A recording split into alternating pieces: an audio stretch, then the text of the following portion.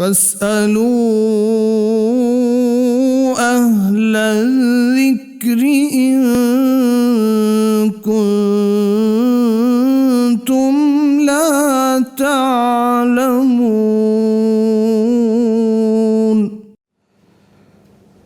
السلام علیکم ورحمۃ اللہ وبرکاتہ۔ پروگرام فتویٰ آن کرنٹ ایشوز میں آپ کو خوش آمدید کہتے ہیں۔ میں ہوں آپ کا میزبان ارسلان اعظم۔ ہم ایسے عہد میں جی رہے ہیں جہاں بے حسی عروج پر پہنچ چکی ہے، جہاں بھائی بھائی کا قاتل ہے، خون سفید ہو چکے ہیں، نہ یاروں میں وہ یاری والی بات ہے، نہ بھائیوں میں وہ بھائیوں والی بات ہے، بچے ہی والدین کے دشمن بن چکے ہیں۔ ہم ایسے عہد کا حصہ ہیں۔ اپنا آج کا جو کرنٹ ایشو ہے وہ ڈسکس کرتے ہیں۔ بڑا خطرناک، بڑا اندوناک، بڑا دل دہلا دینے والا جو کرنٹ ایشو ہے پہلا، وہ یہ ہے کہ بیٹے نے والدہ کو پسند کی شادی نہ کروانے پر جو ہے وہ قتل کر دیا۔ ایسے ایسے معاملات، ایسے ایسے واقعات، اور وقتاً فوقتاً ہر مہینے، ہر جو ہے 2 ہفتوں بعد، 3 ہفتوں بعد یہ واقعات دیکھنے کو ملتے ہیں۔ ہمارے ساتھ ملک کے نامور مفتیان کرام، مفتی عبدالولی خان افضل اللہ، مفتی نعمان فاروقی صاحب، سر بہت شکریہ۔ بہت اندوناک، بہت دل دہلا دینے والا مفتی صاحب آج کا کرنٹ ایشو ہے۔ عارف والا کا علاقہ ہے جہاں پر پسند کی شادی نہ کروانے پر بیٹے نے ماں کو قتل کیا، اور مفتی صاحب اینٹوں سے، ڈنڈوں سے، سوٹوں کے ساتھ وار کیے۔ یقین جانیے کس جانب جو ہے سوسائٹی جا رہی ہے۔ شریعت اسلام کیا کہتی ہے پسند کی شادی کو لے کر، اور دوسرا کیا لڑکے کی شادی کے لیے والدین کی رضامندی ضروری ہے؟ اور یہ جو سب سے پہلے تو اس پر تھوڑی سی جو ہے وضاحت فرمائیے کہ یہ جو بیٹے نے والدہ کے ساتھ یہ جو سلوک کیا، جس ماں نے 9 ماہ اپنے پیٹ میں رکھا، اپنے پیٹ سے جنم دیا، اس پر روشنی ڈالیے۔ الحمدللہ والصلاة والسلام علی رسول اللہ، اما بعد۔ یقیناً یہ نہایت دردناک واقعہ ہے اور ظلم کی انتہا ہے۔ وہ والدہ، وہ ماں جس کے بارے میں اللہ کے نبی صلی اللہ علیہ وسلم نے فرمایا کہ سب سے زیادہ حقدار حسن سلوک کی وہ بندے کی ماں ہوتی ہے۔ ایک صحابی آئے اور انہوں نے پوچھا، صحابہ کرام ایسے تھے کہ وہ حقوق کے بارے میں پوچھتے رہتے تھے کہ میرے اوپر کس کا حق زیادہ ہے، تو انہوں نے پوچھا من احق بحسن صحابتی، میرے حسن سلوک کا سب سے زیادہ حقدار کون ہے؟ اللہ کے نبی صلی اللہ علیہ وسلم نے بتا دیا کہ امک، آپ کی والدہ حسن سلوک کی سب سے زیادہ حقدار ہے۔ پھر پوچھا اس کے بعد، انہوں نے پھر فرمایا اللہ کے نبی صلی اللہ علیہ وسلم نے کہ آپ کی والدہ، پھر پوچھا فرمایا آپ کی والدہ، چوتھی مرتبہ پھر اللہ کے نبی صلی اللہ علیہ وسلم نے فرمایا آپ کے والد۔ یعنی 3 درجات ماں کے مقدم ہے باپ پر۔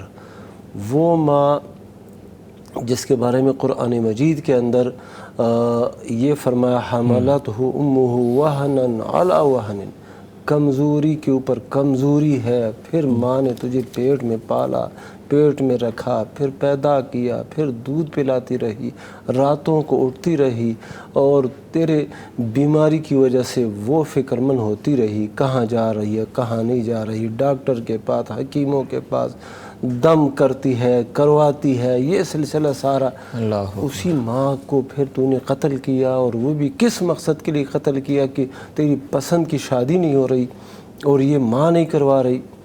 تو یہ بہت بڑا ظلم ہے۔ یعنی قتل ویسے ہی جرم عظیم ہے، اکبر الکبائر میں ہے، اور پھر ماں کا قتل، یہ تو یعنی کہ گناہوں کی وہ جو حد درجہ ہے، انتہا ہے، وہ یہی ہے۔ کفر اور شرک کے بعد پھر قتل ہے جو سب سے بڑا جرم ہے، اور پھر قتلوں میں ماں کا قتل۔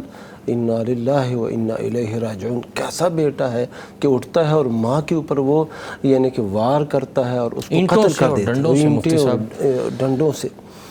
تو مسئلہ تو یہ ہے، اگر آپ نے شادی کرنی ہے، جو بھی ایک لڑکا ہے، مرد ہے، اس نے شادی کرنی ہے اور اس کو کوئی لڑکی پسند آ گئی، تو یہ بوجھ ماں پہ کیوں ڈال رہا ہے، باپ پہ کیوں ڈال رہا ہے؟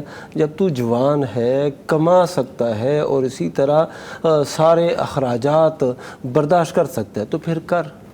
माँ से पूछने की फिर तेरे लिए ज़रूरत ही नहीं है। लड़के को ये तो माँ को इसलिए मजबूर कर रहा है कि फिर यही माँ इस घर में तुझे हिस्सा भी दे और तुझे कमरा भी दे, तेरे अखराजात भी बर्दाश्त करे और दूसरों के घरों में काम करके तेरी बहू, तेरी जो दुल्हन है उसको संभाले। तो ये तो सही नहीं है।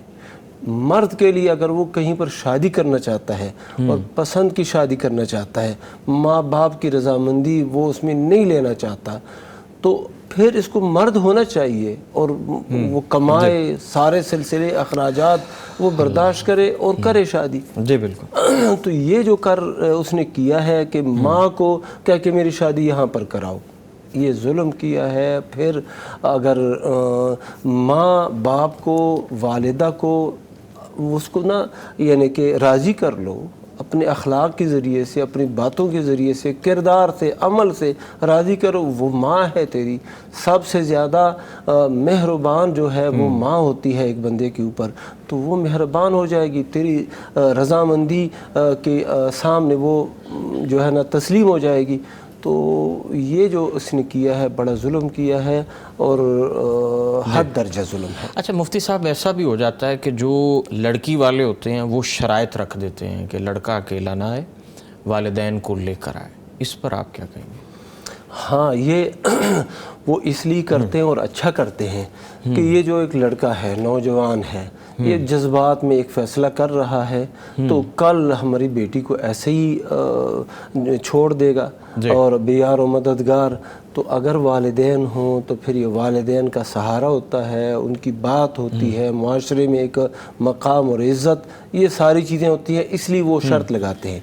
तो ये जो है अगर ऐसा नहीं हो सकता तो फिर तस्लीम हो जाओ, माँ बाप की रजामंदी के सामने तस्लीम हो जाओ कि तुझे कोई दे नहीं रहा बेटी ऐसे अज खुद माँ बाप की यानी कि मौजूदगी के बगैर, तो फिर माँ बाप को राज़ी करो। उनको जुल्म करके राज़ी करने की कोशिश करते हो, इन जुल्म अज़ीम, जुल्म अज़ीम है। अल्लाह तबारक व तआला हमें हिदायत दे। बात बात पे आँखों में खून उतर आना, बेहिसी देख लें, सोसाइटी की बेहिसी देख लें कि ये हालात हो चुके हैं कि बेटा बाप के हाथों, बाप बेटे के हाथों, वालिदा बेटे के हाथों जो है वो कत्ल हो रही है। ये सोसाइटी, यहाँ पर मुफ्ती साहब अहले इल्म व दानिश को भी चाहिए, हुकूमत वक्त को चाहिए कि जो है होश के नाखुन लें और इस तरह के जो चेहरे हैं उन्हें सख्त से सख्त सज़ा जो है वो मिलनी चाहिए। जी, आज का जो हमारा सेकंड जो करंट इशू है वो ये है कि एक ही घर में बल्कि मुख्तलिफ 5 घर हैं, 5 घरों में लाखों के डाके डाले गए हैं और 2 ख़ानदान भी लुट गए हैं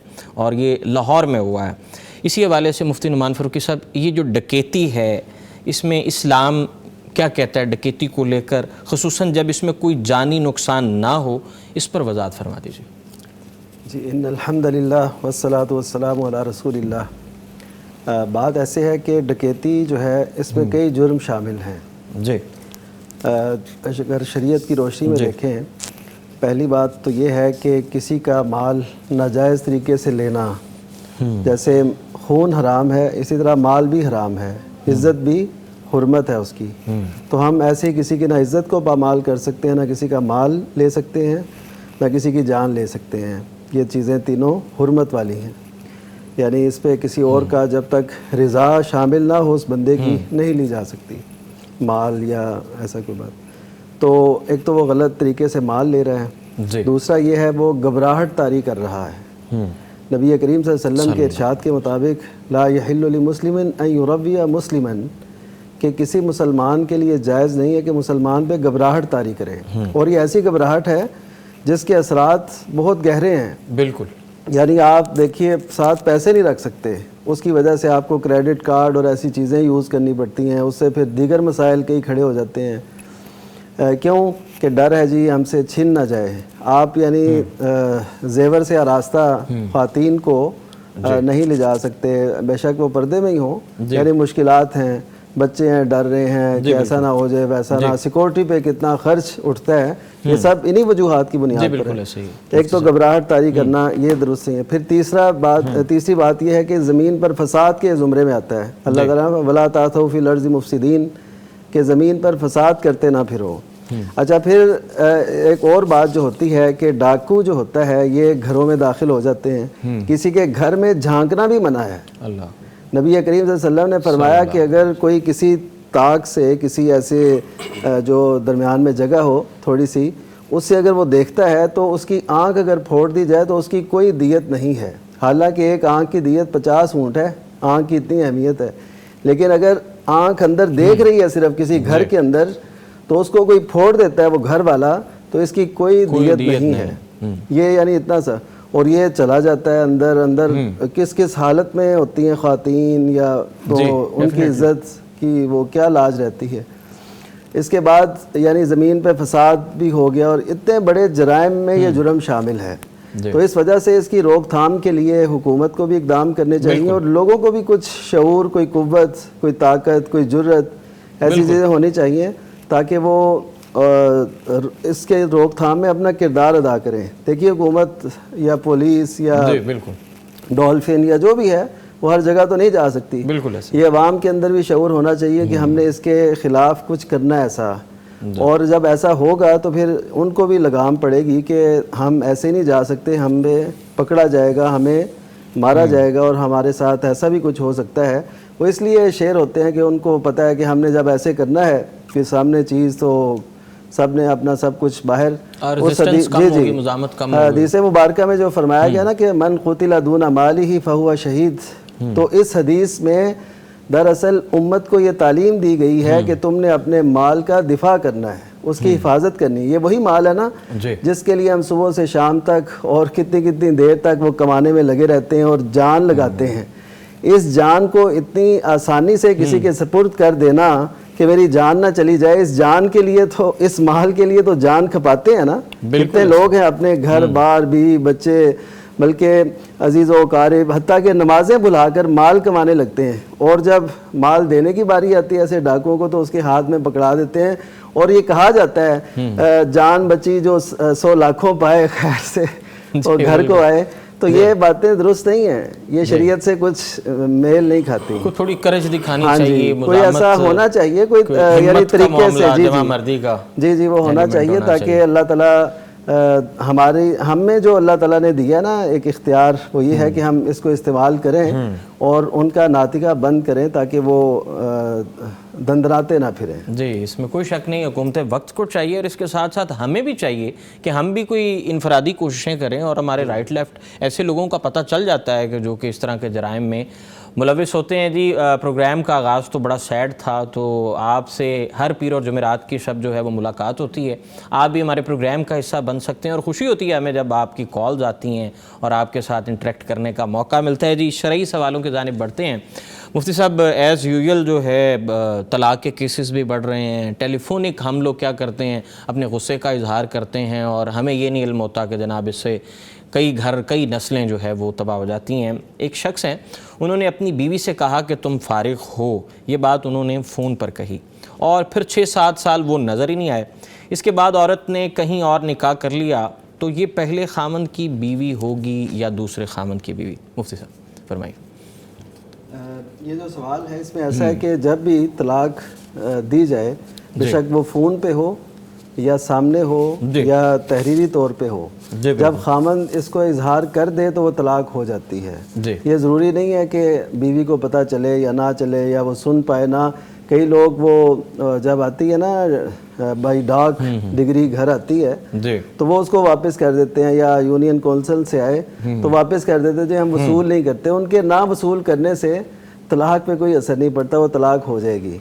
تو طلاق جب دے دی ایک دفعہ اور عدت گزر گئی، عدت گزر جائے 3 ماہ، تو وہ آٹومیٹکلی نکاح جو ہے نا ختم ہو جاتا ہے۔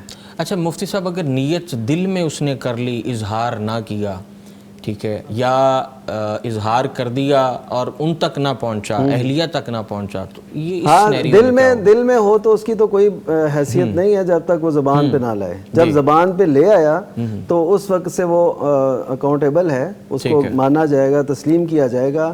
بیوی کو پتہ چلے یا نہ چلے، اس پہ کوئی جب اس نے اظہار کیا، اس ظاہر ہے کسی کے سامنے کیا ہوگا نا اظہار، تو دبے گھٹے لفظوں میں کہہ دینا کہ جی بس، ہاں اگر وہ ایسے الفاظ سے، ہاں ایسے الفاظ سے کہا جو کنایے میں شمار ہوتے ہیں، کنایے سے مراد یہ ہے کہ واضح لفظ طلاق کے نہیں ہے، اس نے کنایا کہ تو اپنے گھر چلی جا، مجھے تیری ضرورت نہیں ہے, میں چھوڑ دوں گا یا ہاں میں علیحدہ ہو جاؤں گا. تو بالکل یہ علیحدہ الفاظ ہیں, ان میں پھر بندے کی نیت دیکھی جاتی ہے. ٹھیک ہے. جب واضح الفاظ ہوں تو اس میں نیت نہیں دیکھی جاتی, وہ بس ہو گئے. اچھا جب ایک طلاق دے دے تو 3 ماہ گزر جائیں تو اس کے بعد پھر آٹومیٹکلی جو ہے نا وہ نکاح جو ہے نا وہ فسخ ہو جاتا ہے, ختم ہو جاتا ہے نکاح. جی اب نکاح جب ختم ہو گیا, وہ ظاہر ہے اس کی بیوی نہیں رہی کیونکہ اس نے رجوع نہیں کیا طلاق دینے کے بعد. اب اس کے بعد جب وہ اس کی بیوی نہیں رہی تو اس نے ظاہر ہے دوسری جگہ نکاح کر لیا, اب وہ اسی کی بیوی ہے. اب یہ جو ہے 7 سال وہ غائب بھی رہا ڈیفینیٹلی خامن. تو یہ جو دورانیہ ہے یہ بہت لمبا دورانیہ ہے, جو مفقود جس کا پتہ ہی نہ چلے. یہ تو موجود تھا نا, ایک ہوتا ہے وہ شخص جس کا پتہ ہی نہ چلے, کوئی جنگ میں یا کسی جگہ پہ یا اغوا ہو گیا یا کچھ بھی, اس کی بھی 4 سال مدت جو ہے فقہا نے بتائی ہے کہ 4 سال زیادہ سے زیادہ اس کا انتظار کیا جائے. اس کے علاوہ جو ہے نا یہ تو 7 سال بھی گزر گئے, اس وجہ سے وہ بیوی اسی کی ہے جس کے نکاح میں اب ہے. اس نے خود ہی اپنا نکاح سمجھے کہ فسخ کر دیا. اگر اس کی نیت ان الفاظ سے کہ تو اپنے گھر چلی جا سے مراد اس کی طلاق ہی تھی. اچھا مفتی صاحب, اگر اس نے نہیں بھی کہا تو اس پر بھی ذرا روشنی فرما دیں. ٹھیک ہے, وہ 7 سال غائب رہا. ہاں تو وہ جی وہ میں نے عرض کی نا, اسے کہتے ہیں مفقود الخبر فقہ کی اصطلاح میں. تو اس کا مطلب یہ ہوتا ہے کہ جس کے بارے میں پتہ ہی نہ ہو وہ کہاں گیا, تو اس کی بھی زیادہ سے زیادہ جو مدت بتائے گی وہ 4 سال بتائے گی. تو 4 سال کے بعد, یہ بھی قمری 4 سال, تو اس کے بعد پھر وہ اس کو اجازت ہے وہ نکاح کر لے. اس کو ایسے ہی سمجھا جائے گا جیسے اب اس کی بیوی نہیں ہے. رب کریم جی ہمیں, بلکہ یہ جو ازدواجی معاملات ہیں ہر رشتے میں ہمیں پیار محبت جو ہے وہ اس سے پیش آنے کی توفیق عطا فرمائے. یہاں پر ایک لائیو کالر ہمارے ساتھ موجود ہیں, شیخ محمد مزمل صاحب گجرانوالہ سے. السلام علیکم ورحمۃ اللہ.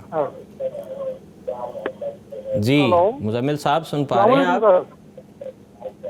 آپ؟ جی السلام علیکم ورحمۃ اللہ. ٹی وی کی آواز بند کر دیجیے. جی ٹی وی کی آواز بند کر دیجیے. السلام علیکم سر. جی وعلیکم السلام, کیا حال ہیں, کیسے ہیں؟ الحمدللہ سر مسئلہ یہ ہے کہ باپ فوت ہو چکا ہے, بیوی بھی فوت ہو چکی ہے. جی کون بیوی فوت ہو چکی ہے اور کون فوت ہوا ہے؟ کیا حکم ہے؟ بیوی فوت, بچیوں کا باپ فوت ہو گیا. جی بچیوں کی والدہ بھی فوت ہو گئی. اچھا, دونوں والدین چلے گئے دنیا سے. والدین چلے گئے. جی تو سر مسئلہ پتہ نہیں کہ بچیوں کے جائیداد کے متعلق کیا حکم ہے؟ ٹھیک ہے, بچیوں کی, بیٹیوں کی اور بیٹوں کی جائیداد سے متعلق کیا حکم ہے؟ بہت شکریہ جی آپ. اچھا یہ بتا دیں کہ بیٹے بیٹیاں کتنے ہیں؟ 2 بچے ہیں, 2 بچیاں ہیں, ایک بچہ فوت ہو گیا. یعنی کہ 2 بیٹے ہیں اور 2 بیٹیاں. جی جی چلیں, بہت شکریہ جی شیخ صاحب. بچہ کب فوت ہوا ہے یہ بھی پوچھ لیں. آئی تھنک کالر جو ہے میرے ساتھ, جی کال پہ ہیں آپ, لائیو ہیں ہمارے ساتھ؟ نہیں, آئی تھنک وہ جا چکے ہیں. جی مفتی صاحب اس پر رہنمائی کیجئے کہ یہ جو معاملہ ہے والدین چلے جائیں تو پیچھے بچوں کو جائیداد کے حوالے سے کیسے شریعت کیا کہتی ہے اس پر؟ یہ جو علم میراث ہے, تقسیم مال کی تقسیم کے حوالے سے, یہ بڑا اہم علم ہے اور اس کا علم ہونا چاہیے ہر ایک بندے کو, اور آسان ہے, اتنا مشکل بھی نہیں. مسئلہ یہ ہے کہ اب ہم یہ معلوم کریں گے کہ مفتی صاحب ہمارے ساتھ کال پہ بھی ہیں, یہ گجرانوالہ سے جو کالر ہمارے ساتھ, جی کوئی اگر ان سے کوئی کیوری ہے تو آپ پوچھ سکتے ہیں. پہلے یہ پوچھنا ہے کہ پہلے وفات کس کی ہوئی؟ اچھا جی یہ بتا دیں اپنا مزمل صاحب کہ پہلے وفات کس کی ہوئی؟ پہلے والدہ کی وفات ہو جاتا ہے. اچھا, پہلے والدین چلے جاتے ہیں دنیا سے. اچھا, والدہ یا والد؟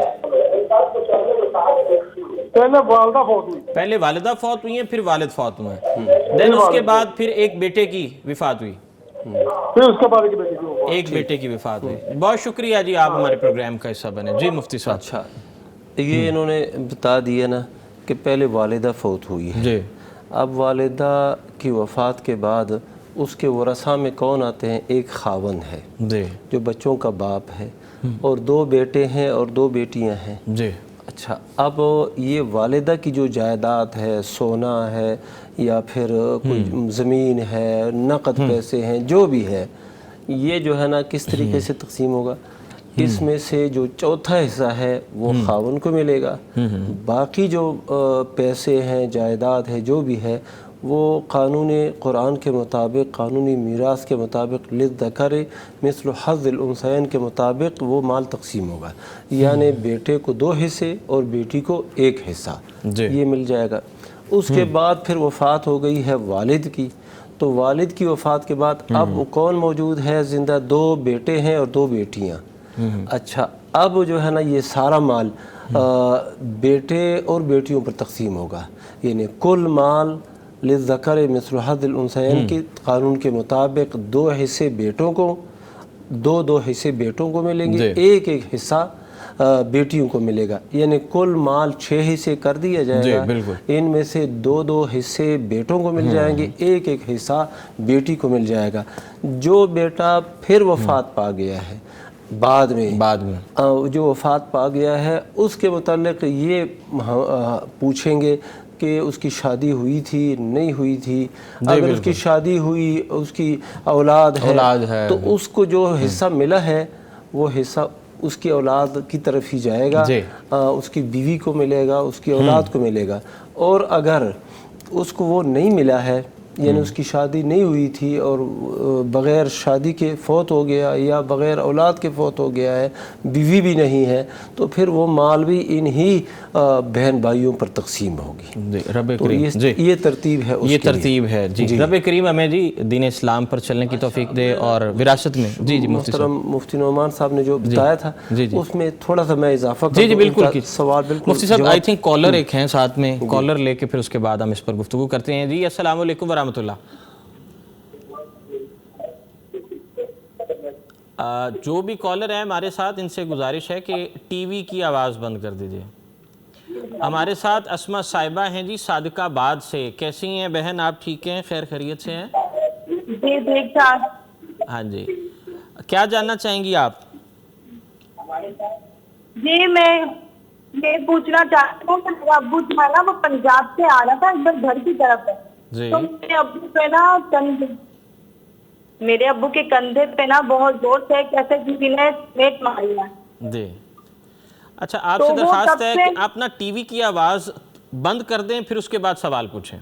جی ٹی وی کی آواز بند ہے بھائی۔ جی آپ فرمائیے کیا جاننا چاہیں گے؟ میرا ابو نا صادقآباد سے اور صادقآباد کی طرف سے نا آ رہا تھا، مطلب پنجاب سے نا صادقآباد کی طرف آ رہا تھا۔ پنجاب سے صادقآباد آ رہے تھے آپ کے والد محترم؟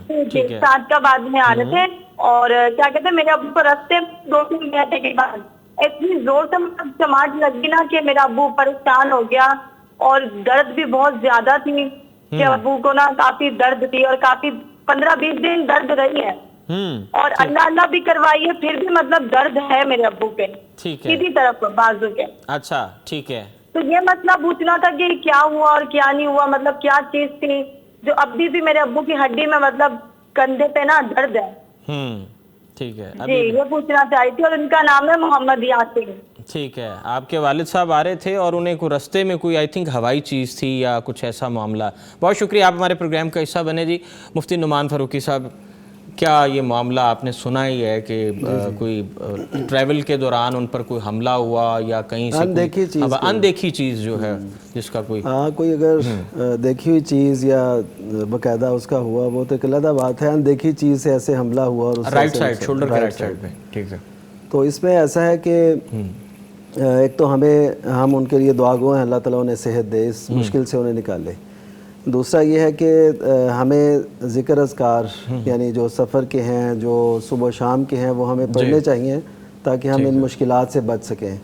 اللہ تعالیٰ نے اگر یہ کائنات یعنی اللہ تعالیٰ نے اس کو وجود بخشا ہے تو اس میں اللہ تعالیٰ نے پناہ کی بھی بہت سی چیزیں رکھی ہیں، تحفظ کی، تو وہ دعائیں ہیں، وہ مومن کا اسلحہ ہے جس سے وہ اپنے آپ کو محفوظ کر لیتا ہے، ایک حصار کے اندر آ جاتا ہے، تو یہ ضرور پڑھنی چاہیے۔ اب جس سلسلے میں وہ ہیں، جس مشکل میں وہ گرفتار ہیں، تو اس سے نجات کے لیے وہ ایک تو معوذتین یعنی سورہ اخلاص اور سورہ فلق اور سورہ ناس یہ پڑھیں اور اس جگہ پہ ہاتھ رکھ کے نا اس کو وہ کریں، اور اسی طرح وہ دم کریں، بسم اللہ پڑھ کے 3 مرتبہ پھر 7 مرتبہ دعا کریں گے، اعوذ بعزت اللہ وقدرتی من شر ما اجد واحاذر، یہ دعا کریں۔ اور آپ نے اور اسی طرح اسأل اللہ العظیم رب العرش العظیم ان یشفینی، یہ دعا کریں اور اپنے وہ دائیں ہاتھ کو ادھر لگائیں اور ساتھ ساتھ دعا پڑھتے رہیں. اسأل اللہ العظیم رب العرش العظیم ان یشفینی. انشاءاللہ اللہ تعالیٰ ہر قسم کی مشکل سے انہیں نجات دے گا. اچھا جی مفتی صاحب، یہ اس میں انہوں نے وہ ذکر کیا کہ انہوں نے کوئی دینی بھی سلسلہ کیا. جی. این ممکن ہے کہ کوئی اور بھی مسئلہ ہو سکتا ہے، کوئی بیماری بھی ہو سکتی ہے، کوئی ڈاکٹر سے بھی کنسلٹ کرنا ظاہر ہے. یہ تو ہم سے جو مسئلہ پوچھتے ہیں نا، میرے خیال میں وہ تمام اپنے سفر طے کر کے تمام سفر طے کر کے وہ پھر رائٹ آتے ہیں لیفٹ کہ چیک کر جی کے ہاں، یعنی وہ دیکھتے ہیں کہ اب ڈاکٹر سے یہ حل نہیں ہو رہا، یہ کوئی ایسی چیز ہی ہے جو ہاں جی اس وجہ سے وہ ہم سے رابطہ کرتے ہیں. سب سے کر کے پھر اس کے بعد آخر میں اللہ کی طرف اگر ایسا نہ ہو تو وہ پھر ہم سے رابطہ نہیں کرتے. وہ پھر پہلے ہی ان کو پتا ہوتا ہے کہ ڈاکٹر کا مسئلہ ہے. تو اتنا شعور تو لوگوں میں ہے کہ ہم جب ان سے رابطہ کر رہے ہیں تو اس کا مطلب ہے کہ وہ ہم نے باقی سب کچھ چیک اپ کرا لیا ہے. جی.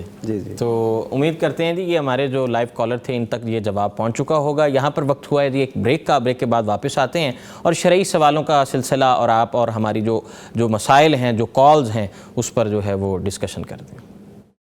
فاسألوا أهل الذكر إن كنتم لا تعلمون.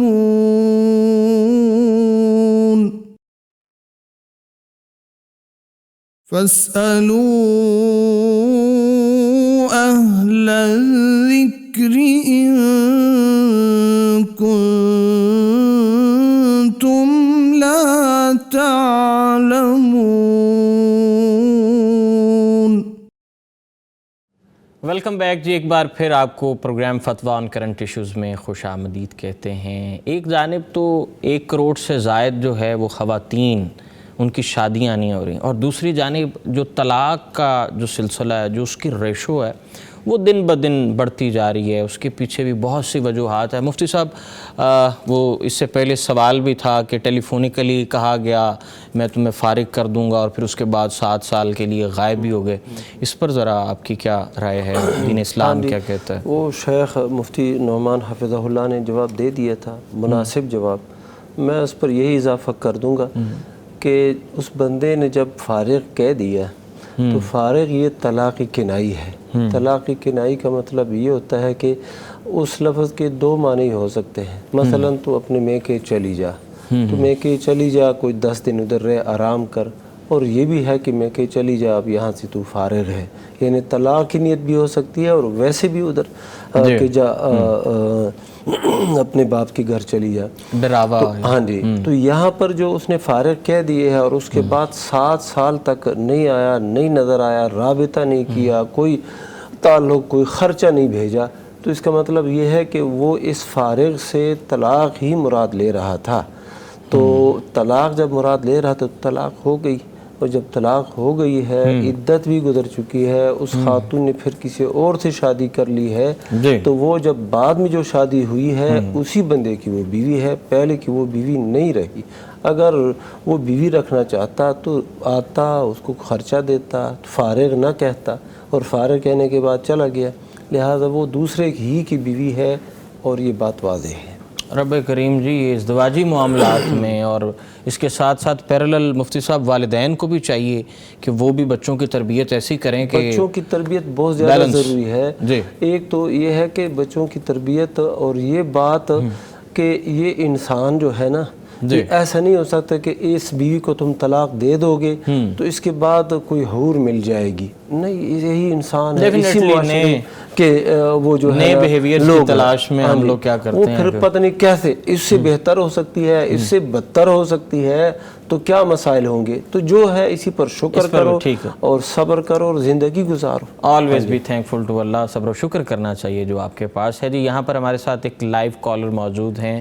السلام علیکم ورحمۃ اللہ. جی ہستے خان صاحب ہیں دیپال پور سے. کیسے مزاج ہیں ہستے خان صاحب؟ کیسے مزاج ہیں؟ خیر خیریت سے ہیں آپ؟ کہاں آپ آواز کہاں چلی گئی آپ کی؟ ٹھیک سر، شکر اللہ کا. سر میرا سوال مفتی صاحب سے جی فرمائیے. سر میرا سوال یہ ہے کہ جب بچے کی پیدائش ہوتی ہے تو بچے کے دائیں کان میں اذان پڑھتے ہیں، تو دائیں کان میں تکبیر پڑھنا ضروری ہے. दूसरा सर के बच्चे के कान में जब अजान पड़े, ये सुबह के अजान में आता है अस्सलातु खैरुम मिनन नौम, वो पढ़े या दूसरी अजान पढ़े? जी, तो मोबाइल फोन में भी अजान हो जाएगी? जी, ठीक, सर ये पूछ। बहुत शुक्रिया जी अस्ते खान साहब, आप हमारे प्रोग्राम का हिस्सा बने। एज़ यूजुअल हमारे पक्के कॉलर हैं मुफ्ती नुमान फ़ारूकी साहब। जी, इसमें ऐसा है कि जो अज़ान वाली रिवायत है जी, वो तो सनदन इस कदर मोतबर नहीं है कि उस पर इतना एतमाद किया जाए, लेकिन उम्मत के अमल को जो चला आ रहा है, यानी उस पर उमूमन इसको तकरीबन उम्मत ने कबूल ही किया है और मज़ाहिब के अंदर मसालिक के अंदर ये पाई जा रही है चीज़ कि वो करते आए हैं। तो इस अमल की बुनियाद पे अगर कोई करता है तो उस पर कोई हर्ज वाली बात नहीं है। बिल्कुल, हम ये तो नहीं कह सकते कि ज़रूरी है, लेकिन अगर चले उसके कान में पहली पहली आवाज़ अल्लाह अकबर की जाए शरीयत की तरफ से या हमारे इस्लामी जो रसूम और रवाज हैं उसकी तरफ से, तो ये अच्छी बात है। तो बाकी जो बाएं कान में अजान देने वाली बात है वो तो बिल्कुल इकामत वाली बात, तकबीर वाली बात, वो तो गैर मोतबर है, उसकी कोई हैसियत नहीं है। जी जी। तो बाकी अज़ान जो है वो मोबाइल पे भी दी जा सकती है। अगर आप चाहते हैं कि फ़लाँ साहिब अज़ान दें तो वो चले मोबाइल उसके कान के साथ लगाएं, इधर से वो पढ़ दें। और ख़ुसूसन ऐसे मौक़े पे जब पैदाइश होती है किसी वो हॉस्पिटल में या किसी रूम में ऐसे, तो उसमें फिर ज़रा मुश्किल होती है कि वो अंदर जाने नहीं देते किसी मर्द को, तो वो फिर ज़ाहिर है ये बड़ा अच्छा तरीका है कि आप मोबाइल उसके कान के साथ लगाएं तो इधर से आप अज़ान कह दें, और अज़ान अगर उसके चली जाए उसकी पहली पहली आवाज़, और ये बड़ी हिकमत है कि पहली पहली आवाज़ भी अज़ान की अल्लाह अकबर, और जब बिल्कुल आखिरी सफ़र होता है तो वहाँ भी अल्लाह अकबर उसके जनाजे पे ज़्यादा कहा जाता है। तो इसका मतलब है कि हमारी ज़िंदगी जो है ना अल्लाह अकबर से ही शुरू होती है और अल्लाह अकबर पे ही ख़त्म होती है। अल्लाह करे हमारी ज़िंदगी जो है, हमारा जीना और शऊर वो भी अल्लाह अकबर पे हो। जी, ऐसे ही है। रब करीम जी हम सबको दीनी रंग इख्तियार करने की तौफीक अता फरमाए। चाहे वो मुफ्ती साहब किसी सूरत में, चाहे वो उन्होंने डिजिटली उसके कान में अजान दी है, लेकिन उनकी जो पीछे नीयत थी, जो इंटेंशन थी, वो उसके पीछे जो है वो बहुत पॉजिटिव अजान कहने की। जी, ये तिरमिज़ी शरीफ में भी आई है और इसी तरह अबू दाऊद में भी है, दीगर कुतुब हदीस में भी है। तो अल्लाह के नबी सल्लल्लाहु अलैहि वसल्लम ने अपने नवासों के कान में अजान की। बाएं कान में इकामत कहने की वो रिवायत तो बिल्कुल बेअसल है, जबकि ये दाएं कान में अजान कहने की जो रिवायत है, बाकी रावी इसके हैं सिक़ात, सिवाय एक रावी के जो जिसका नाम है आसिम बिन उबैदुल्लाह। आसिम बिन उबैदुल्लाह इसके मुतल्लिक़ बाद अहले इल्म बल्कि जमहूर ने इसको ज़ईफ़ कहा है, बाद में इजली वग़ैरह ने इसको सिक़ा कहा है। तो इमाम तिरमिज़ी रहमहुल्लाह ने इसकी हदीस को हसनुन सहीहुन कहा है। हसनुन सहीहुन ये इस्तिलाह है इमाम तिरमिज़ी रहमहुल्लाह की। तो हमारी तहक़ीक़ के मुताबिक ये आसिम बिन उबैदुल्लाह जो है ये हसनुल हदीस इल्ला इंदल मुखालफा, इसका मतलब यह है कि इसकी हदीस कम अज़ कम हसन होती है, लेकिन मुखालफत की सूरत में फिर इसकी हदीस ज़ईफ़ होती है। यानी एक रावी है, यही रावी है और एक रिवायत बयान कर रहे हैं, कोई और रावी इसकी मुखालफत नहीं कर रहा, इसके उलट कोई रिवायत नहीं बयान कर रहा, तो फिर इसकी रिवायत कम अज़ कम हसन होती है। इमाम तिरमिज़ी भी बड़े इमाम है, उन्होंने इसकी हदीस को हसन सहीहुन कहा है। वो शेख अब्दुल मन्नान नूरपुरी रहमहुल्लाह। मुफ्ती साहब यहाँ पे कॉलर ले लें, फिर यहीं से इसको कंटिन्यू करते हैं जी। यहाँ हमारे साथ एक लाइव कॉलर मौजूद हैं जी, मोहम्मद आसिफ हैं आज़ाद कश्मीर से। अस्सलाम वालेकुम वरहमतुल्लाह, कैसे हैं आसिफ भाई? ठीक हैं, खैर खैरियत से हैं? वालेकुम सलाम रहमतुल्लाह वबरकातुहू, अल्हम्दुलिल्लाह जी। कैसे मिजाज हैं आसिफ भाई? मौसम कैसा है आज़ाद कश्मीर का? जी, मौसम कैसा है आज़ाद कश्मीर का? अल्हम्दुलिल्लाह ठीक है मौसम। अच्छा अच्छा, ठीक है। तो ज़रा ये बता दें कि किस शहर से आज़ाद कश्मीर के? जिला नीलम से। अच्छा, चलें, बहुत अच्छा है जी, शुक्रिया, आप हमारे प्रोग्राम का हिस्सा बने। और ये फरमाएं क्या जानना चाहेंगे? जी, ये जानना ये चाहता था कि ये जो प्रॉफिट है ना, प्रॉफिट लेते हैं बैंक से जी, कोई कहते हैं प्रॉफिट है, कोई कहते हैं सूद है। अच्छा, मुफ्ती साहब से मैं सुना है, बल्कि बात नहीं हुई मेरी, तो वो भी उन्होंने भी बिल्कुल नहीं बताया कि ये सूद है, हराम है या नहीं लेना या लेना है। एक तो ये मैं जानना चाहता हूँ कि ये क्लियर होना चाहिए कि हराम है नहीं लेना یا لینا ہے. اگر لینا ہے تو وہ اپنے بہن بھائیوں کو یا کسی والدہ والد کو دے سکتا ہے, یا کہ وہ کسی ویسے کسی وہ ایک دن مفتی صاحب کہہ رہے تھے کہ وہ سود والے کسی کو دے دو یا کہ اس طرح کا معاملہ کر لو.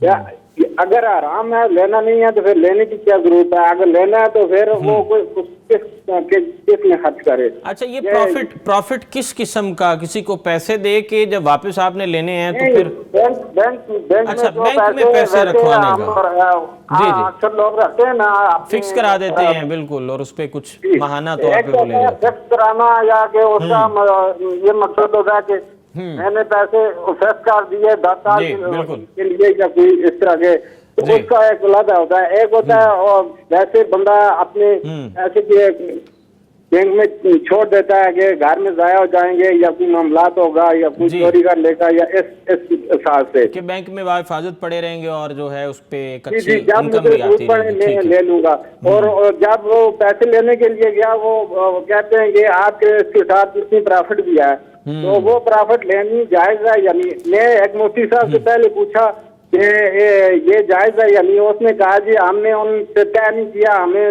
پرافٹ دینی ہے یا نہیں. جی بہت شکریہ, بہت شکریہ آصف بھائی. آصف بھائی آپ ہمارے پروگرام کا حصہ بنے, ہم اس پر جی مفتی صاحب اس پر جو ہے وہ روشنی ڈالیے کہ یہ کیا جو پروفٹ والا معاملہ ہے بینک میں پیسے رکھنے کا. پہلی بات تو یہ ہے کہ پیسے ہمارے جو شیخ عبد المنان نورپوری رحمہ اللہ تھے وہ بتایا کرتے تھے کہ یہ جو پیسے ہیں نا ان کو آپ لگائیں, سونا خریدے, پلاٹ خریدے, بینک میں نہ رکھیں. ٹھیک ہے. اچھا اگر بینک میں آپ نے پیسے رکھنے ہی ہیں تو پھر آپ جو ہے نا وہ کرنٹ اکاؤنٹ اس میں رکھیں جس میں نا یہ منافع نہیں ملتا.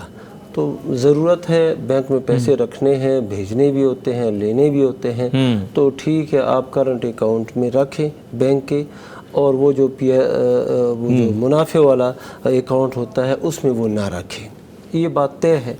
اب اس نے جو اس اکاؤنٹ میں پیسے رکھے ہیں جس سے منافع ملتا ہے, سود اس کو حاصل ہو رہا ہے, یہ ناجائز ہے, حرام ہے. اور اس بندے کو اللہ کا خوف کرنا چاہیے کہ ایسے اکاؤنٹ میں پیسے رکھیں جس کے بدلے میں اس کو سود مل رہا ہے, اور سود حرام ہے. اچھا اب اس کو سود پتہ نہیں تھا, علم نہیں تھا, جو بھی صورت تھی, اب اس کو وہ پیسے جو ہے نا کافی مقدار اس کا جو ہے نا جمع ہو گیا ہے, تو اب یہ کیا کرے؟ یہ بینک والوں کو چھوڑ دیں کہ وہ مزید خرابیاں کریں اس کے ساتھ, یا کہ وہ لے لے. تو ہمارے جو اہل علم ہیں وہ یہ کہتے ہیں کہ یہ پیسے بینک میں مت چھوڑو, یہ پیسے وہاں سے نکلواؤ, اور پھر جو مساکین ہیں ان کو بتانا نہیں ہے کہ یہ پیسے ہم نے بینک سے نکلوائے ہیں اور سودی پیسہ ہے. یہ پھر آپ نے مساکین کو, غرباء کو, وہ آپ کے رشتہ دار ہیں, غیر رشتہ دار ہیں, جو بھی ہے, یا کوئی راستہ بن رہا ہے, اس طرح ایسی چیزوں میں لگاؤ. بتانا نہیں ہے کہ یہ سود کے پیسے ہیں. جس کو دینے بھی ہیں ان کو بھی یہ نہیں بتانا. اگر اس کو پتہ چل گیا کہ یہ سود والا پیسہ ہے اس کے لیے بھی لینا جائز نہیں. صدقہ یا زکوٰۃ کر دیجئے اس پیسے کی, نہ زکوٰۃ کے طور پر دے سکتے ہیں, نہ صدقے کی طور پر. یہ تو یہ نیت کرے گا کہ یہ جو حرام پیسہ ہے, یہ گند والا پیسہ, یہ سود والا پیسہ, اس سے میری جان چھوٹ جائے, میری ذمہ داری فارغ ہو جائے, تو وہ کسی کو دے دے گا. بینک میں نہیں رکھے گا اور ان کو چھوڑے گا نہیں, کیونکہ یہ مزید ان کے ساتھ تعاون ہے. اور دوسرے لوگوں کو خود بھی نہیں کھائے گا, دوسرے لوگوں کو ان کو بتائے گا بھی نہیں. جی یہاں پر جی ہمارے ساتھ ایک لائیو کالر موجود ہیں. السلام علیکم ورحمۃ اللہ. عزیز الرحمان صاحب ہیں جی گجرانوالہ سے. کیا حال ہیں, کیسے ہیں؟ الحمدللہ. سلام عرض ہے. جی وعلیکم السلام. جی وعلیکم السلام ورحمۃ اللہ. سرکار سوال میرا یہ تھا کہ قضا نمازوں کی ادائیگی کے بارے میں. جی کس کی ادائیگی کے بارے میں؟ یہ جو نماز قضا ہو چکی ہے. اچھا نماز جو قضا ہو جاتی ہے اس کی ادائیگی کے بارے میں. اچھا ٹھیک ہے. اگر کسی کو اس کے بارے میں نہیں ہے جی کہ شاید کو 10 سال سے نہیں تھا پڑھ رہا, ٹھیک ہے, اب پڑھنا شروع کر رہا ہے, تو 10 سال کی چھوٹی ہوئی نمازیں اس کو ادائیگی کس طرح کرے وہ؟ جی ٹھیک ہے. ٹھیک ہے ٹھیک، بہت شکریہ جی عزیز الرحمان صاحب، آپ ہمارے پروگرام کا حصہ بنے۔ مفتی نعمان فاروقی صاحب، یہ جو قضا نماز کی ادائیگی ہے اس سے متعلق اصل میں مختصر جواب تو اس کا ایسے ہی ہے کہ جب بندہ نماز نہیں پڑھ رہا ہوتا تو ایسے سمجھیں کہ وہ ابھی تک باقاعدہ اسلام میں داخل ہی نہیں ہے۔ اللہ اکبر۔ کیونکہ احادیث نبویہ سے یہ بالکل واضح ہے کہ جو نماز نہیں پڑھتا گویا کہ وہ مسلمان نہیں ہے، ٹھیک ہے۔ نبی صلی اللہ علیہ وسلم نے یہ بھی فرمایا العہد الذی بیننا و بینہم، کہ ہمارے درمیان اور ان کے درمیان جو فرق ہے دوسروں کے درمیان وہ نماز کا فرق ہے۔ جی، تو اس کا مطلب ہے جو نماز نہیں پڑھ رہا تھا گویا کہ وہ صحیح معنوں میں مسلمان ہی نہیں تھا۔ تو جب اس کو یہ پتہ چلا، اس نے پڑھنی شروع کی، تب سے وہ مسلمان تھا۔ اور جب بندہ باقاعدہ طور پہ مسلمان ہوتا ہے تو اس کے پچھلے گناہ ویسے ہی اللہ تعالیٰ معاف کر دیتے ہیں۔ سبحان اللہ جی۔ تو یعنی وہ اس کے اب معاف ہو گئے۔ اور دوسری بات یہ ہے کہ التائب من الذنب کمن لا ذنب لہ، کہ جب کوئی پکے دل سے، صدقے دل سے اور صحیح توبہ کر لیتا ہے کسی بھی گناہ سے، کسی بھی جرم سے، وہ شرک ہی کیوں نہ ہو، تو اللہ تعالیٰ اس کے پچھلے سارے گناہ معاف کر دیتا ہے، بلکہ ایسا بھی ہے کہ اس کی سیئات کو حسنات میں بدل دیتا ہے۔ تو یہ بھی ہے چیز۔ پھر یہ ہے کہ جو قضائے عمری کا یا ایسے ہی بہت زیادہ نمازیں جو چھوٹی ہیں ان کا یہ کہتے ہیں کہ اس کی قضا دیں، اللہ نہ کرے اس کو اسی حالت میں اگر وفات ہو جائے تو کیا اس کی جو پچھلی نمازیں رہ گئی تھی وہ اس کے اوپر رہیں گی؟ نہیں، ہم یہ کہتے ہیں کہ اللہ تعالیٰ غفور الرحیم ہے، اور بلکہ لوگوں کو اس طرف آنا چاہیے۔ میں کہتا ہوں کہ یہ جو لوگوں نے خود سے ایسی کچھ باتیں کہہ دی ہیں نا شریعت کے اندر کہ جی وہ اپنی پوری ایک ایک نماز کے ساتھ ایک ایک پچھلی نماز بھی پڑھے، لوگ ہم سے پوچھتے ہیں نا، تو اس سے اندازہ ہوتا ہے کہ ان کے ذہن میں یہ ہوتی ہے بات کہ اگر ہم نے نمازیں شروع کی تو ہماری پچھلی نمازوں کا کیا بنے گا، تو وہ کہاں جائیں گی۔ اس وجہ سے کئی لوگ شروع ہی نہیں کرتے کہ ہمیں اچھا اتنی نمازیں پڑھنی پڑیں گی۔ اس وجہ سے اس مسئلے کو ایک طرف رہنے دیں اور صرف یہ سمجھ لیں کہ جب ہم نماز شروع کریں باقاعدہ تو اس وقت ہمیں سمجھیں صحیح معنوں میں ہم مسلمان ہوئے، اور اب سے آئندہ ہم نے کوئی نماز نہیں چھوڑنی۔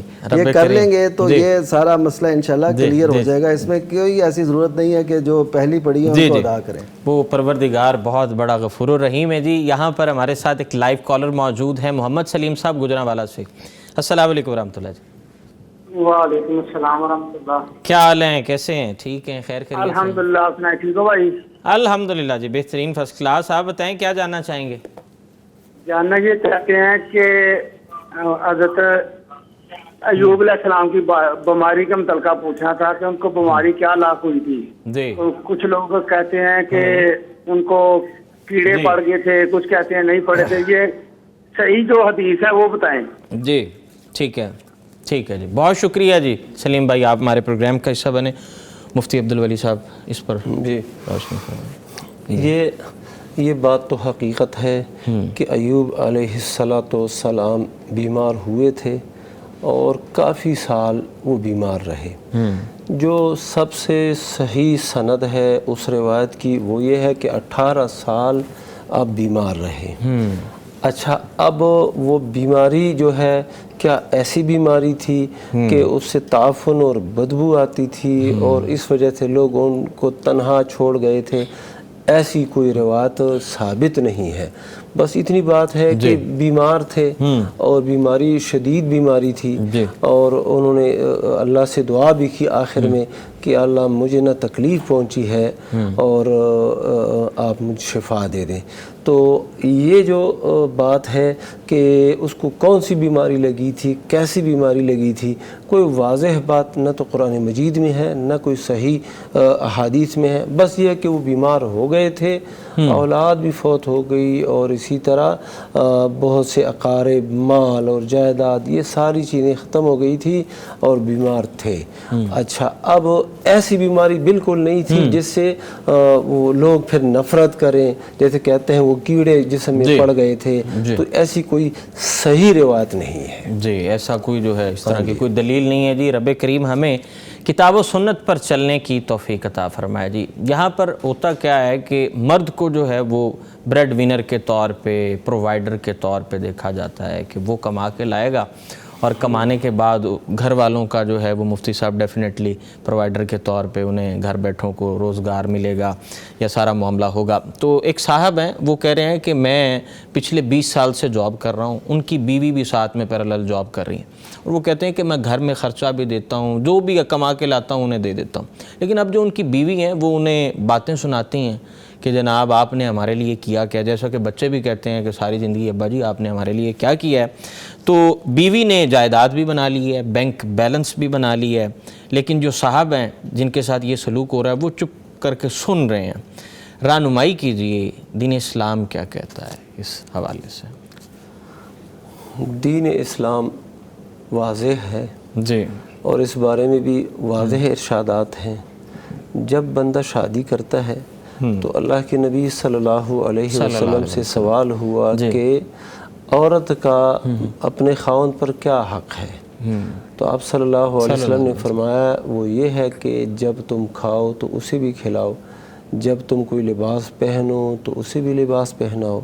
تو نفقہ، رہائش اور اسی طرح لباس، یہ ساری چیزیں خاوند کے ذمے ہیں. بالکل ایسے مفتی صاحب. تو اب یہ خاوند کے ذمے ہے اور وہ کھلاتا رہا اور پلاتا رہا، تو انہوں نے اپنی ذمہ داری پوری کی ہے. اولاد کو کھلانا، اولاد کو پلانا، ان کو پڑھوانا اور ساری جو چیزیں ہیں یہ خاوند کی ذمہ داری ہے، باپ کی یہ ذمہ داری ہے. اگر یہ باپ نہیں سوچ رہا تھا کہ چلو اس کے ساتھ ساتھ میں کوئی جائیداد بھی بنا لوں، تو یہ اس کی اپنی ناسمجھی تھی جو اس کو پڑ گئی. بیوی نے اپنے پیسوں سے پلاٹ، ان کے پیسے تھے یا اپنی ان کی بیوی کی کمائی کے پیسے تھے، انہوں نے پلاٹ بھی بنا لیا، بینک بیلنس بھی بنا لیا. مفتی صاحب وہ انہوں نے بتایا نا کہ بیوی بھی کماتی ہے، وہ بھی کماتی ہے، ہاں اس کی بھی ڈیوٹی ہے. اچھا اس نے جو کیا پلاٹ لیا ہے تو وہ اس کی اپنی جائیداد جو اس نے بنائی ہے وہ اس کا حق ہے. سمجھدار ثابت ہوئی انہوں نے کہ جناب یعنی مستقبل کی پلاننگ کر ہمارے معاشرے میں یہ سوچا جاتا ہے کہ بیوی جو ہے نا اس کا نہ اپنا کوئی مکان ہونا چاہیے اس کے نام، نہ کوئی جائیداد، نہ کوئی دوسرا سلسلہ، یہ نہیں ہونا چاہیے. اب یہ ہم تو اس صاحب کو یہ کہتے ہیں کہ آپ سے ابتدا میں ہو گئی ہے غلطی، اب بھی آپ کے پاس وقت ہے، ابھی بھی تعلق صحیح رکھو، بہتر رکھیں. اگر آپ نے گھر میں رہنا ہے وہ جو ہے نا بیوی آپ کے ساتھ تعاون کرے گی. اور ہم اس کی بیوی کو بھی یہ کہتے ہیں کہ یہ جو خاون ہے جو اتنی محنت انہوں نے کی ہے تو کچھ جائیداد اس کے نام کر دو تاکہ یہ بھی مطمئن ہو، یہ بھی مطمئن ہو جائیں کہ یہ سیکیور ہیں. جی یہاں پر ہمارے ساتھ ایک لائیو کالر موجود ہیں، سحر صاحبہ ہیں گجرانوالہ سے. السلام علیکم ورحمۃ اللہ. وعلیکم السلام. جی کیسی ہیں بہن، آپ ٹھیک ہیں، خیر خیریت سے ہیں؟ جی جی. اچھا سر یہ پوچھنا ہے کہ کچھ زیور جو ہے وہ والدہ کا ہے جی، اور کچھ جو ہے وہ بیٹی کے لیے بنا کے رکھا ہوا ہے اس کی شادی کے لیے، لیکن ابھی بیٹی کی شادی نہیں کی، تو وہ ٹوٹل ملا کے جو ہے وہ 7.5 تولے بن رہا ہے. تو کیا اس سے زکوٰۃ جو ہے وہ دینی بنتی ہے؟ اور دوسرا کوشچن یہ ہے کہ والدہ کے پاس بھی ہے کچھ اور کچھ بیٹی کے سسرال سے آیا ہوا ہے، اور جو وہ سسرال والا مطلب منگنی پہ انہوں نے دیا تھا تو وہ دونوں ملا کے 7.5 تولے بنتا ہے. تو کیا اس پہ بھی وہ بھی مطلب ہماری ملکیت ہوگی، اس پہ بھی زکوٰۃ جو ہے وہ مطلب دینی ہے ہمیں؟ سر اس بارے میں تھوڑا بتا دیں. بہت شکریہ جی، آپ ہمارے پروگرام کا حصہ بنی. جی مفتی صاحب. جی اس میں ایسا ہے کہ سوال تھوڑا سا میں دونوں صورتیں بتا دیتا ہوں جی، کہ ایک شخص کی ملکیت میں، ٹھیک ہے، وہ چاہے عورت ہے چاہے جو بھی ہے، ایک شخص کی ملکیت میں 7.5 تولے ہو تو اس پہ زکوٰۃ ہوگی. یہ نہیں کہ آپ بیٹی کی، بہو کی، ماں کی اور گھر میں جتنی خواتین ہیں ان کا زیور اکٹھا کر کے بنائیں 7.5 تولے بنے تو اس پہ زکوٰۃ دیں، ایسا نہیں ہے. ایک شخص کی ملکیت میں اگر اتنا سونا ہو تو اس پہ وہ 2.5% زکوٰۃ ہوگی، یہ بات واضح ہے. تو باقی یہ جو بیٹی کو ملا، چاہے اس کے سسرال کی طرف سے ہے چاہے آپ نے متعین کیا ہے، ٹھیک ہے، اب وہ آپ نے بیٹی کے لیے خاص کیا ہوا ہے جی اتنا سونا ہے، اسی طرح اس کو اپنے سسرال سے ملا کہ جی یہ بیٹی کو پہنانا ہے. تو اگر یہ بیٹی کی ملکیت میں سونا اتنا ہو جاتا ہے جسے 7.5 تولے بن جائے تو اس پہ پھر زکوٰۃ ہوگی، اور وہ ہوگی سال گزرنے کے بعد. اگر ابھی اس کو سال نہیں ہوا، ابھی ملا ہے تو ابھی سال گزرے گا اور سال بھر وہ مقدار ان کے پاس رہے گی تو پھر اس کے زکوٰۃ ہوگی. لوگ ایسے کرتے ہیں، عموماً ہم سے مسائل پوچھے جاتے ہیں، اس میں یہ ہوتا ہے کہ بیٹی کے لیے وہ اس لیے علیحدہ کرتے ہیں کہ ان کے ذہن میں یہ ہوتا ہے کہ جب ہم نے اس کو اس کا مالک بنا دیا ہے تو اب ہمارے ذمہ زکوٰۃ نہیں ہوگی. اس طرح نہ بیٹی کے ذمہ زکوٰۃ نہ اپنے ذمہ زکوٰۃ، تو اس طرح پھر سونا وہ کس کی ملکیت ہے؟ تو اس طرح کے جو کچھ ہمارے ہیلے ہیں نا، یہ شریعت کے ساتھ ایسے نہیں کرنے چاہیے. ہم کہیں نہ کہیں ریلیکسیشن تلاش کر رہے وہ یہ کرنا چاہیے. اسی طرح کئی لوگ ایسے ہوتے ہیں کہ وہ جب زکوٰۃ دینے کا وقت آتا ہے تو بیوی شوہر کو دے دیتی ہے اپنا سونا کچھ، یا وہ اپنے پیسے کچھ اس کے اکاؤنٹ میں ڈال دیتا ہے.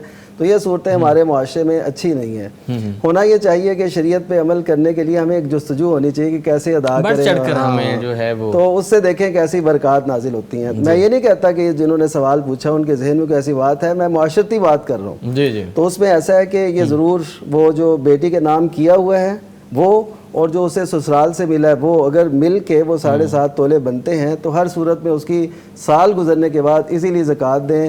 انشاءاللہ ان کو اللہ تعالیٰ بہت بہاریں لگائے گا. اس میں کوئی شک نہیں کہ ہم چاہتے ہیں کہ کہیں نہ کہیں ہمیں کنسیشن مل جائے. ہمیں دین اسلام میں بھی ہم کوشش کرتے ہیں کہیں نہ کہیں ہمیں کوئی نہ کوئی رعایت یا اپنی مرضی کے مطابق کچھ ایسا. اس لیے پوچھا کہ ذمہ داری کے طور پر ذمہ داری ان کی نیت تو اچھی معلوم ہوتی ہے کہ اگر ہمارے اوپر زکوٰۃ ہے تو ہم زکوٰۃ ادا کریں.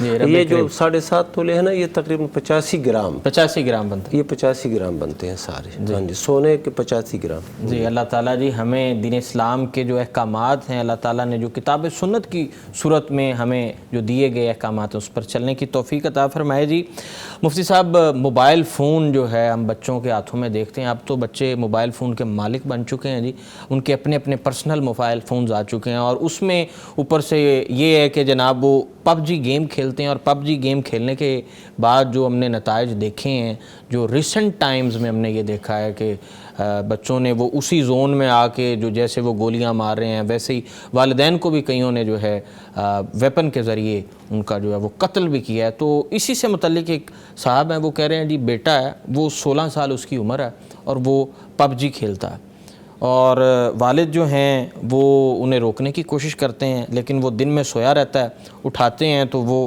بات نہیں سنتا. تو اس سے متعلق وہ اب کیا کریں, کیا حکمت عملی اپنائیں, کیا سٹرکچر اپنائیں کہ بیٹا جو ان کا ہے وہ موبائل فون اور PUBG سے تھوڑا سا دور ہو جائے. جی مفتی نعمان فاروقی صاحب. اس میں ایسا ہے کہ شروع میں ہمیں تربیت کا خیال رکھنا چاہیے. جیسے ایک شاخ ہوتی ہے نا, اس کو آپ شروع سے سیدھا کر لیں تو وہ بڑی اچھی ہے, اور اگر شروع سے ہی وہ ٹیڑھی ہو جائے اس کے تو وہ پھر ساری زندگی وہ ٹیڑھی رہتی ہے نا. وہ درخت یا تو کٹے گا تو یا پھر وہ اس کا اور تو کوئی حل نہیں ہے, یا اسی طرح برداشت کرنا پڑے گا. تو یہ 16 سال کی عمر بہت زیادہ ہے. ہمیں چاہیے کہ ہم بالکل ابتدائی بلکہ ابھی دنیا میں نہ آئے تو تب بھی اس کے لیے اچھی سوچ, جیسے سیدہ مریم کی والدہ نے کہا تھا میں اس کو بھی تیری پناہ میں دیتی ہوں اور جو تو مجھے عطا کرے اسے. تو اس کا مطلب یہ ہے کہ اللہ تعالیٰ کی پناہ میں اسی وقت سے ہونا چاہیے. پھر جب دنیا میں آ جائے تو اس کے سامنے اچھی باتیں, اچھے کلمات, اچھا اظہار, یہ سب بچے نوٹ کر رہے ہوتے ہیں.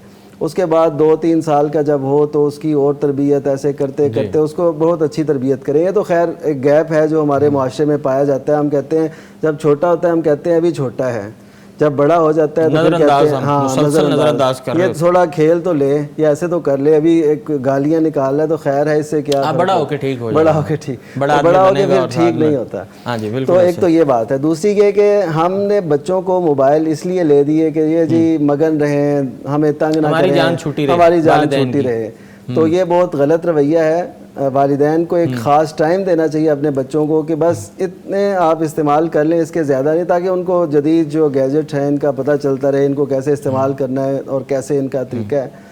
اچھا, پھر اہم بات یہ ہے کہ جب ہم نماز کی طرف کسی کو لگا دیتے ہیں نا تو اس کی زندگی کی ایک روٹین بن جاتی ہے. جی بالکل, کہ اس وقت یہ کام کرنا ہے, اس وقت ہم نے وضو کرنا ہے, اس وقت نماز پڑھنی ہے, اس وقت یہ کرنا ہے, یہ کرنا ہے. تو 5 نمازیں ایک بندے کو بہت زیادہ جو ہے نا اس کی ٹائم ٹیبل میں اس کے لیے معاون ثابت ہوتی ہے. تو اس وجہ بس اصل وجہ یہ ہے کہ ہم اپنی اولاد کو, بچوں کو ٹائم نہیں دیتے ہیں. ایسے ہی بنیادی یہ ہے, ان کے ساتھ دوستی رکھو, بیٹے کے ساتھ دوستی رکھو, سب جو اولاد ہیں ان کے ساتھ دوستی رکھو, ان کو ساتھ لے جاؤ, ان کی روٹین.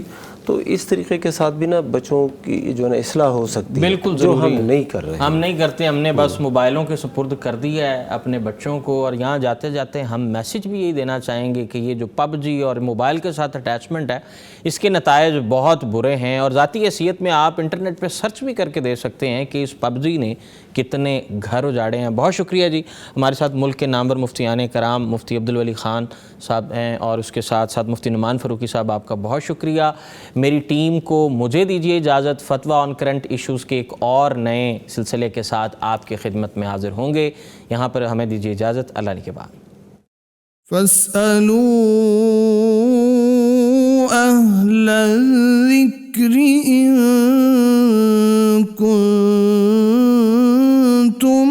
لا تعلمون